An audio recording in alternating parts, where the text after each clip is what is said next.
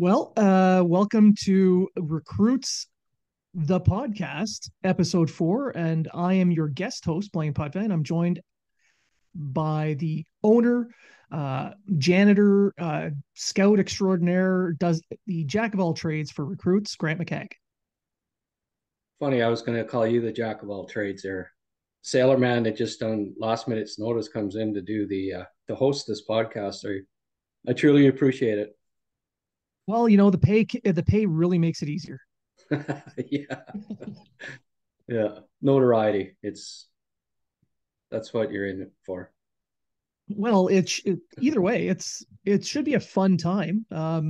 Yes. From what you mentioned prior to the show, there's a lot of really good things to cover, and you've got a little inside information that we'll save for the end of the show. But why don't we just start it off, and we'll talk about the U18s. So Excellent. America, America got its revenge on Sweden and got their gold medal back.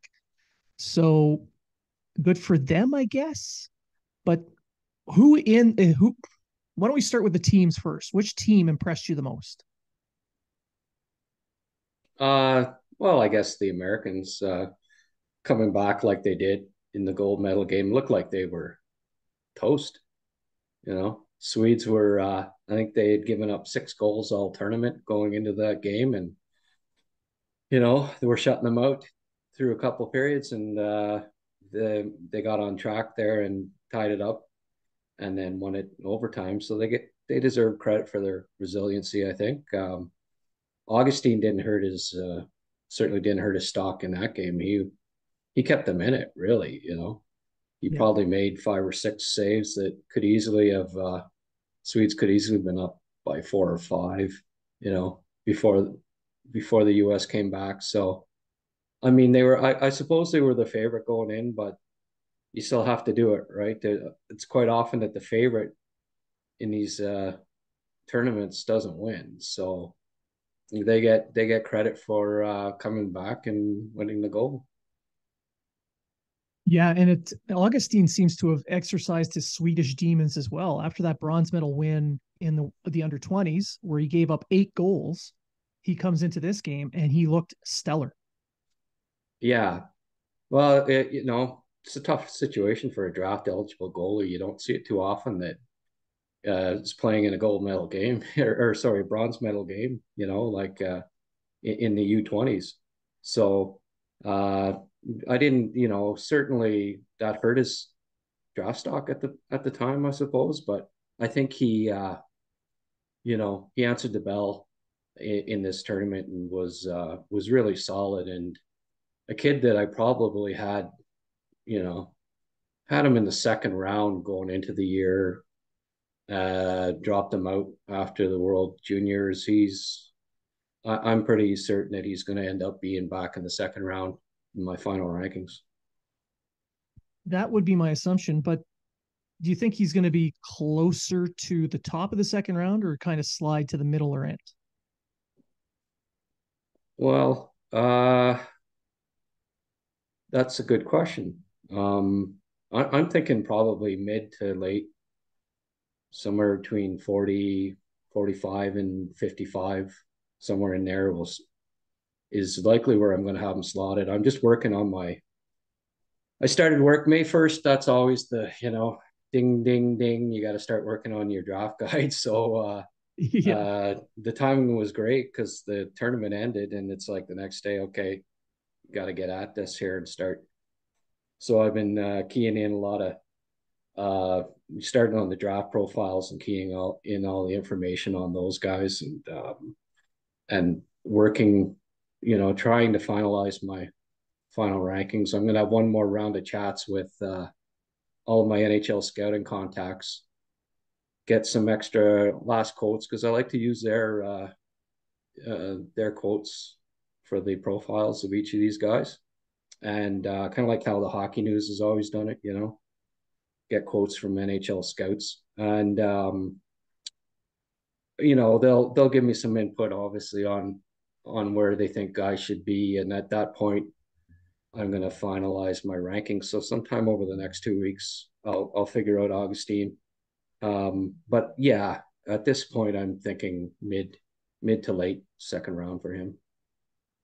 Now, with this kind of tournament, this could make or break someone's draft stock. But why would it be that much weight as opposed to the rest of the season?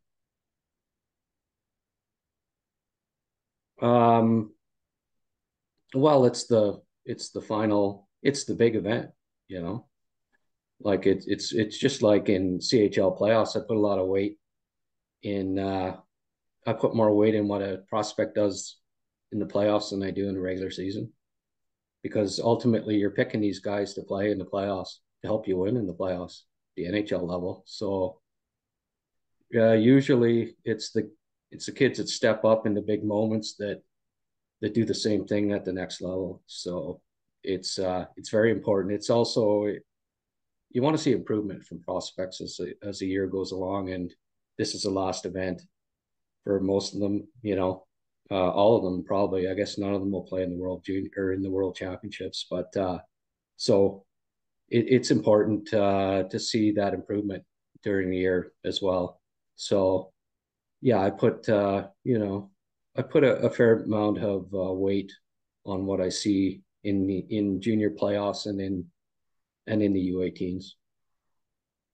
Now, with Sweden, you mentioned the World Championships. They were missing a player that they could have had, and that's Leo Carlsson, who is part of the Swedish men's World Championship team.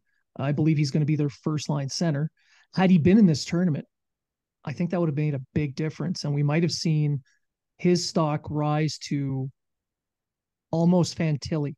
They might have been pushing at Fantilli's back on that. Well, he's late birthday, so he wasn't. Those guys aren't eligible for the Oh, okay. U18s. And interesting, you say, like, he didn't play center all year, and he's played 4 exhibition games for the national team recently, and he played at center, which he hadn't done all year. So I think the plan is for him to play center at the World Championships. Uh, I don't think it'll be first line center, but it might be second. Um, I mean, to go from being a third line winger on your club team to being first line center at the World Championships is a bit of a.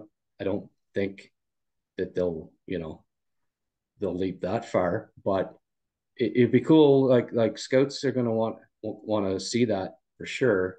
How he looks at center. Um, he took. I was looking at the stats. He's 27% on faceoffs in these games. That's not very good. So, you know, um, he ended up, I think, by the end, he was taking like 4 draws in a game, instead of the 13 that he started off with. So, uh, I mean, it's a big step, right? You're going to be going against some pretty good uh, lines, I assume. So, um, I mean, his ice time was 13, 14 minutes in these games. So I'm not, I'd be surprised if he was their first line center at the World Championships. That's asking a little much. But if he does play center there, that only increases his draft stock if he looks okay at all, because scouts wanted to see that this year and playing at center to see if it's even a possibility for him down the road. Now, I mentioned it to a scout today that he had played center in these exhibition games against the Czechs and Norway, and he said he sees him as a winger still, and perhaps that's true. I mean, especially since he didn't play center all year. So, uh, anyways, it never hurts. It's just like Cutter Gauthier last year. He played a few games at center, and the scouts were really interested in seeing those games because you know you always hope that they can play center. Obviously, that increases your value. So, and then this year, Gauthier played center at Boston College. So, and Philly hopes, you know, wants him to be their top line center ultimately. So, yeah, it'll be interesting to see if he plays center, how he plays, and whether teams, that maybe thought he was a winger for sure, start to say, well, he's versatile enough to do both. So he certainly got the puck possession capabilities and the size and the range to play center. Now, I don't like his defensive game on the wing this year from what I watched. So, there'll be a lot of work to do away from the puck if he's going to become a center. And if he plays that position at the World Championships, then we'll get a good look at just how far he has to go defensively at center. Back to the U18s and the gold medal winning Americans. It's hard to say that. As a Canadian, it's just hard to say that. But their overtime win, if that's no. But with their overtime win, there was a player who got the golden goal was someone you've been very bullish on recently. Yeah. And who's that? Leonard. Yeah. Well, I've kind of liked him the most all year, really. I've tried to like Smith more because I guess I'm supposed to, but no. Leonard's the guy that does all the spade work on that line. He's the guy that comes back and covers the center. He's the guy that goes in the corners, gets the pucks. He's the guy that drives play as far as I'm concerned for that line.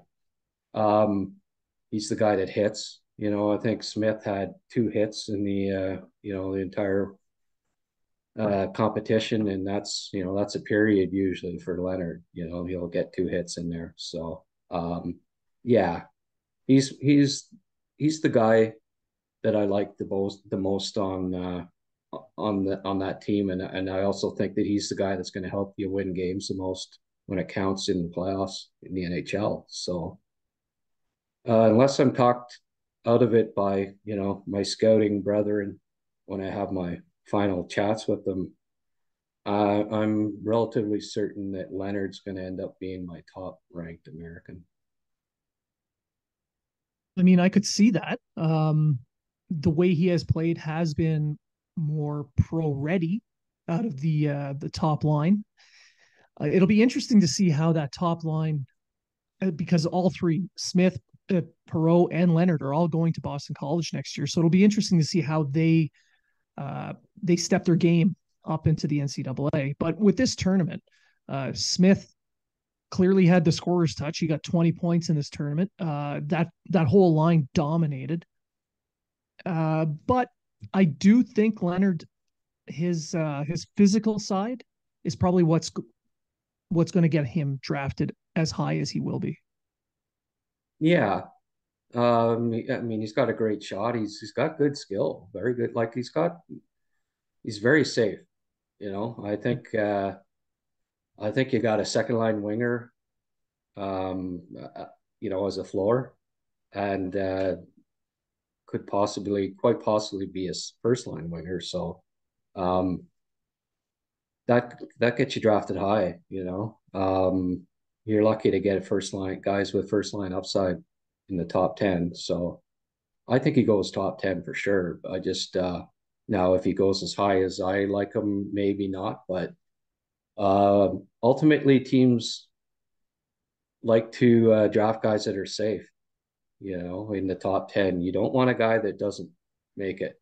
So whether that means that you maybe settle on a guy that doesn't quite have as much offensive upside as another guy is another thing, but it happens. And certainly I think he could score as many goals as Smith. Maybe not as good a playmaker, but again, I see Smith being a winger. I don't think, and it didn't change my mind at the under 18s. He still, away from the puck, he had very little interest in playing like a center you should play. He doesn't keep up with the pace. He cheats. He hangs out at the blue line. Lets the other guys get him the puck.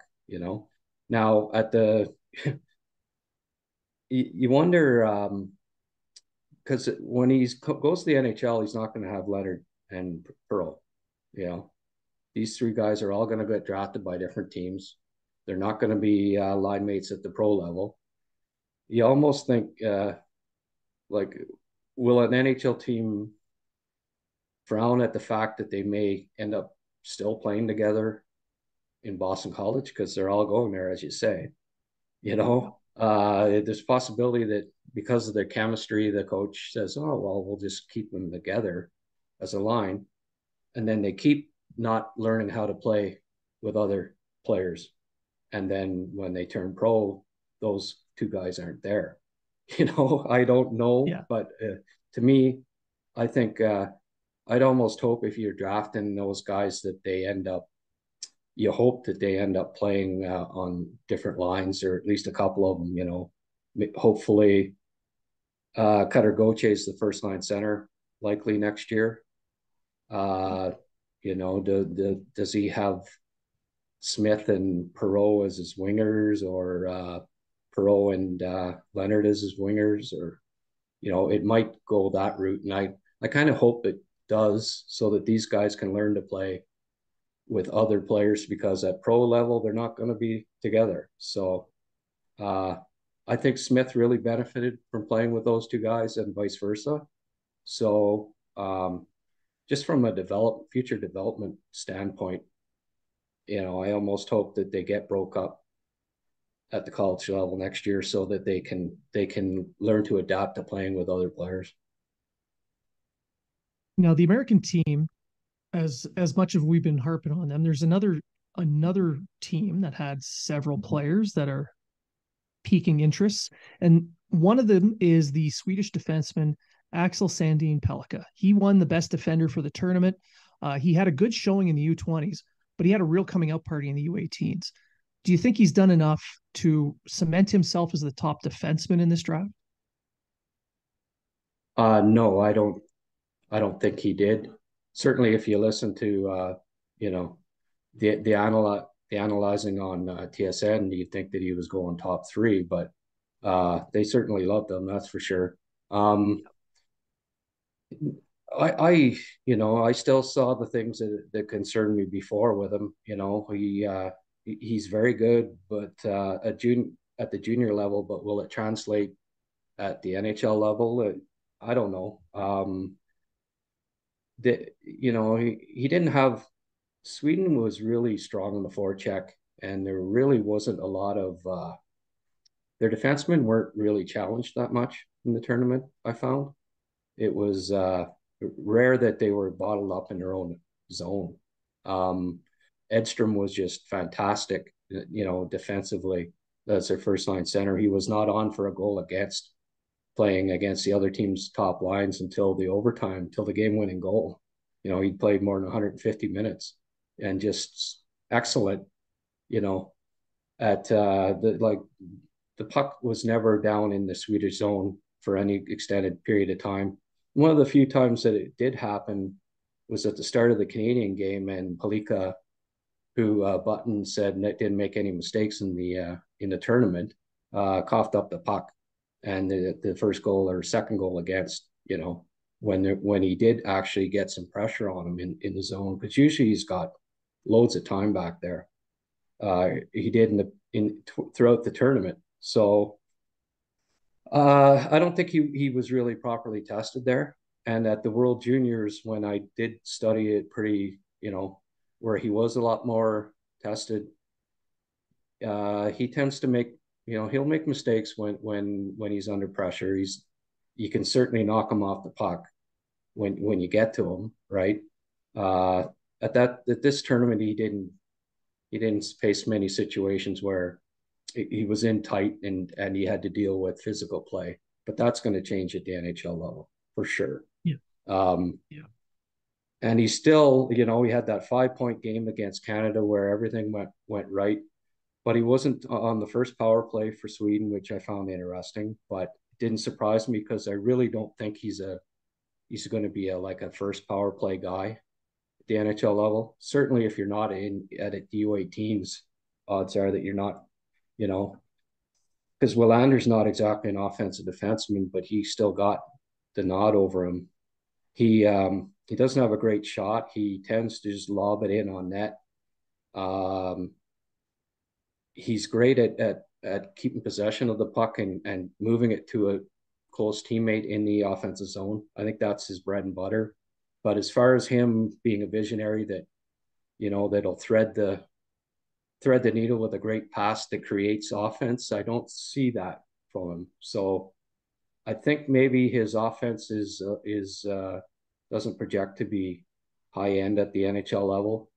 At the end of the day, a medium point producing 5'11", not physical defenseman, for me probably goes mid to late in the first, and not top 10 or top 15 per se, which is probably where he's going to go. There's teams that like him a lot because of the skating ability and what he's proven this year. So wouldn't surprise me if he went 10 to 15 or maybe even top 10, but I'm not going to have him that high.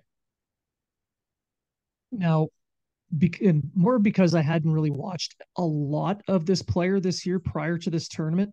A player that surprised me a little bit with how well he played all around was Otto Stenberg, the Sweden top center. He was one of their better goal scorers. He was one of their playmakers. He was fairly solid on defense, and he was very good on the forecheck. So has he pushed himself up higher from the end of the first into maybe around 20? Yeah, that's exactly. I had him like 30 going into the tournament, and he's certainly somewhere in the 20s. For me now, probably 22. I think I moved him up to at this point. I'm going to talk to the NHL guys who were there and get a little more input on that. But I think they were.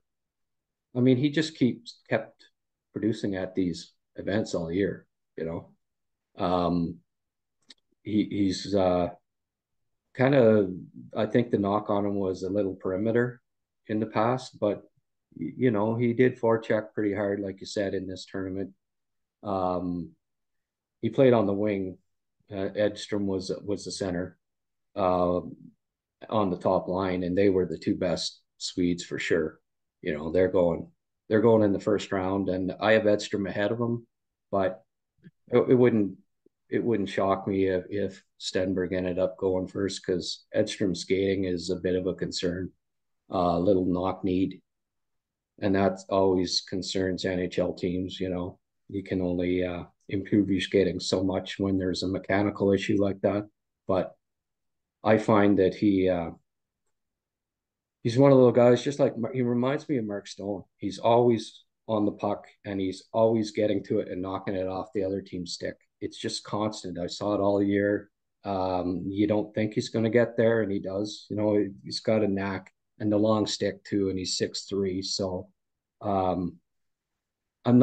he's such good at anticipating the play, and so competitive and smart, that I think he's going to, his skating won't be an issue for him at the NHL level. Everything else that he does, just like Mark Stone in that regard. So those are the two guys up front that definitely impressed the most. And I thought Wahlberg, big winger, was another guy that probably helped us stock the most of all the Swedes. I know earlier in the year, Nord was the big winger, the power forward type that at first people kind of thought he might be a first rounder. He was that good at the Halenka, but we saw him level off, and he didn't really improve this year. And Wahlberg, it was the exact opposite. And I think he may have passed him on the final list for a lot of teams by the end of that tournament. He was pretty impressive. So that's the other kid that up front that really impressed me. Now, moving on from the gold and silver medal teams to the bronze medal winning Team Canada. Clearly, Macklin Celebrini, he's now in everyone's target. He's someone they're going to watch, but he's not eligible until 24. The player that going into this tournament that I wanted to see if he was able to live up to his hype or not was Matthew Wood. Being the youngest player from the NCAA, having such a good season for UConn, I wanted to see how he would fit in playing against his peers. And he led Canada in goals with 7 goals in 7 games. So I felt that he met the expectations. Did you feel that? Yeah, yeah. I've been waiting. Uh, I mean, it's a skating, right? That's always been the major concern. Everyone, you know, scouts have said, oh, he's got great puck skills, can score goals. He's smart. He works. So he always checked, and he's huge, obviously 6'3.5". He always checked off the other boxes, but so you say, okay, well, but after a while, these kids with that you have the skating concerns with, if they just keep proving themselves, no matter what level, no matter what competition, at some point you have to, say, okay, enough's enough. He's improved it. Like you say, he had a great season, UConn. So yeah, I've moved him up. I wouldn't be surprised if he went 10 to 15 somewhere, in that range. Perhaps somebody takes him top 10 even, but it depending on the Russians. But yeah, he I think it's helped that Jason Robertson and Kaliev and guys like that had major skating knocks in their draft years prove themselves as they did, especially Robertson, because he didn't go till 39 in the draft, right? And well, look at him now. I mean, you'd take him top 5 if you had to draft again. So He's doing okay. I think that'll help him on draft day, and the team will say, well, he could be the next Jason Robertson because he's that type of player, and and he's a good, hardworking kid, and he's probably going to improve his skating, substantially. And if he does that, then he could be a great pro. Now, finally, there's one player that really impressed me with the way he approached the game at both ends of the ice and how he controlled the play for his team and actually made them a better team all around. And that's Dalibor Dvorsky, the center from Slovakia. Oh yeah, He okay. he Yeah. played pretty well in the U20s. He I've put a heard of him. scare. Yeah, yeah, Yeah, he put a scare into Canada in the U20s, and he yeah. did it again here in the U18s. So, Oh yeah, yeah. what have you seen from him here? Well, he was not there. I'm back. Yeah, he uh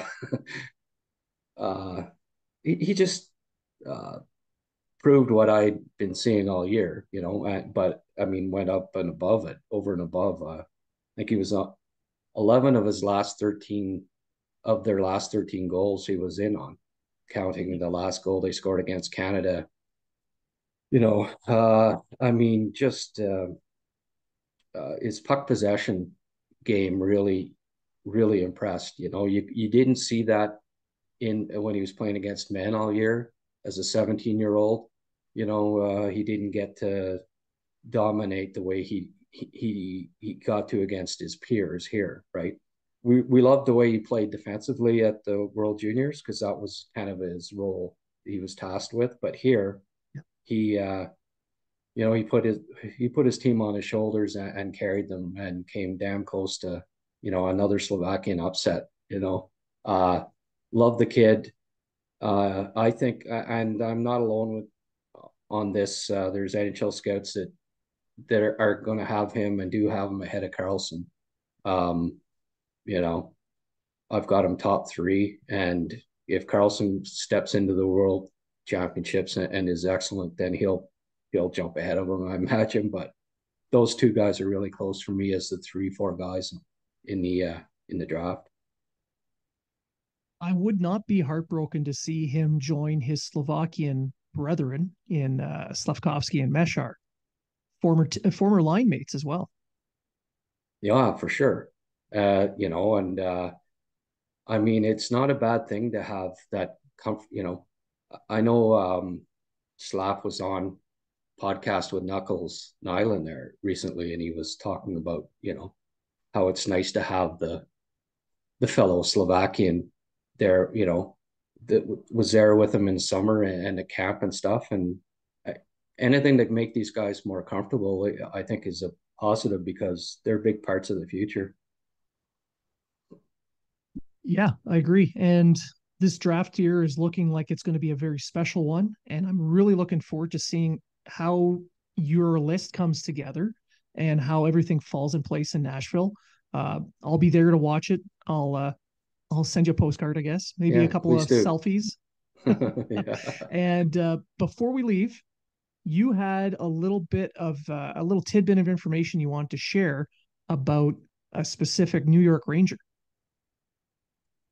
Well, it's been hot and heavy on Twitter today about Lafreniere, his disappointing playoff and stuff. And I defended him a little bit in a tweet, just, showing that, ultimately he probably wasn't any worse than Panarin, who's the vet making $12 million a year, not Lafreniere is making 900,000, I think, still on his ELC. But Yeah. certainly he's disappointed so far as a pro. I mean, I expected him to step in and be a 70 point scorer, certainly within a second year, and that hasn't happened. Um, just in talking to scouts and getting a bit of background that you don't always necessarily get in their draft year, it was pointed out to me by a scout that I guess his draft year leading up to the draft and that he wasn't working out. He was I think enjoying maybe the golf course and the 19th hole maybe a little too much in that summer. And I don't know whether that's changed at the NHL level, but he certainly doesn't look to be the fittest player out there. And his skating is certainly laborious at times. He looks slow. He looks behind the play.